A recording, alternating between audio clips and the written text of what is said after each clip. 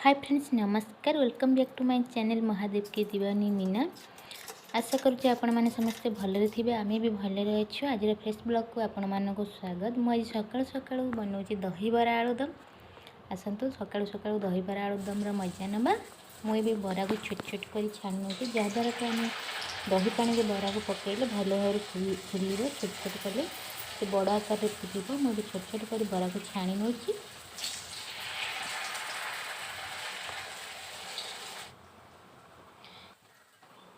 बरा आमर हो आसला।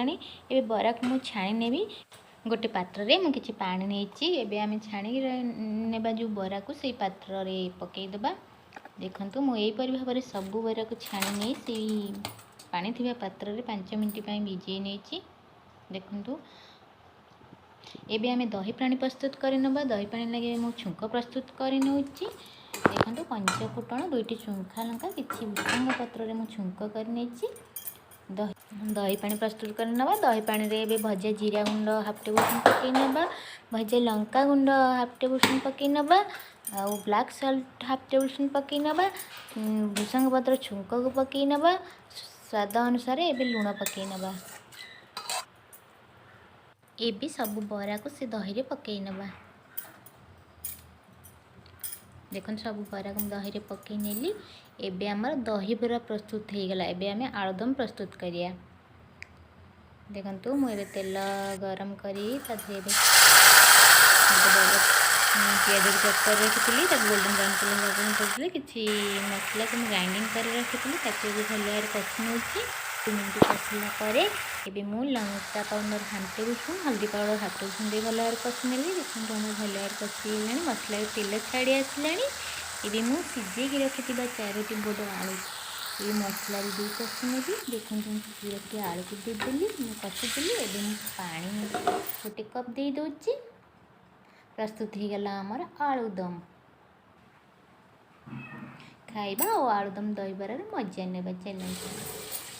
एवं मु लंच रे प्रस्तुत करुँची पखाड़ा सहित मेथी साग। मेथी साग को मुझे भल भाव धोई नौची। एवं मुझे पंच फुटण पकईनेबी गोटे छोट छोट पियाज पकईदेवी गोटे सुखा लंका पकईदेवी। मेथी साग को मुझे काटिकी रखी। देखु मुझे पकई भाजीदेली। देखु 2 मिनट भल भाव भाजिला एबे मु स्वाद अनुसार लूण पकई नौची। एबे 2-3 मिनट में ढांकण दे छाड़ीदेबा। एपटे मुझे पोड़ी नेबी पखाड़ प्रस्तुति बैगण टमाटो आलू को मुझे सकाଳେ भात बसला बेले पकई नहीं भात रे। आउ एबे मुझे गोटे सोरिष तेल मारिकी पोड़ीला टाइप करदेवी। देखु मैं यहपरी भाव में भल भाव काटी नौची द्वारा कि अल्प समय आमर पोड़ी हो।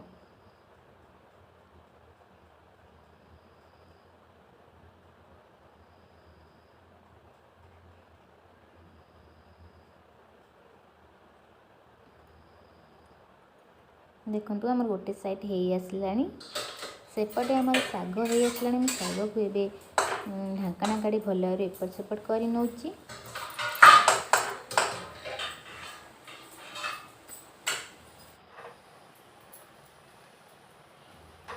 देखो 2-3 मिनट पर एकर साइड आउ थे लेउटे देली टमाटो बैगण आलू को आसला। एबे मझे मु फांका करिकी 2 किलो रसुण रे आउ थे छुंक करनेबी जहाँद्वारा कि सागर टेस्ट बहुत भल आसो। देखु मुझे जस्ट तेल नहीं 2 किलो रसुण को एबे मझे दे भल भाव आउ थे छुंक कर नौची।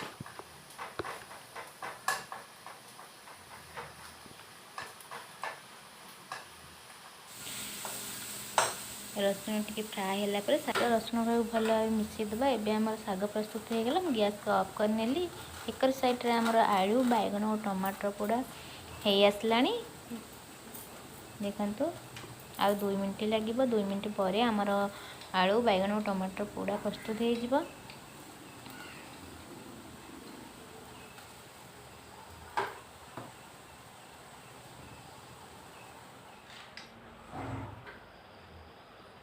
एवं मैं गैस को हाई फ्लेम कर दूची। देखो आमर पोड़ी हो गला। एबे मु गैस को ऑफ कर नौची। एबे आमे प्रस्तुत करवा दला दली। देखंतु मु भाजिकी नहीं बड़ी आ भजा लंका नहीं आउ टमाटर पोड़ा आलू पोड़ा बैगन पोड़ा और सारू भी नहीं। एबे आपको भल भाव दली देवी। देखंतु आमर प्रस्तुत हो गला।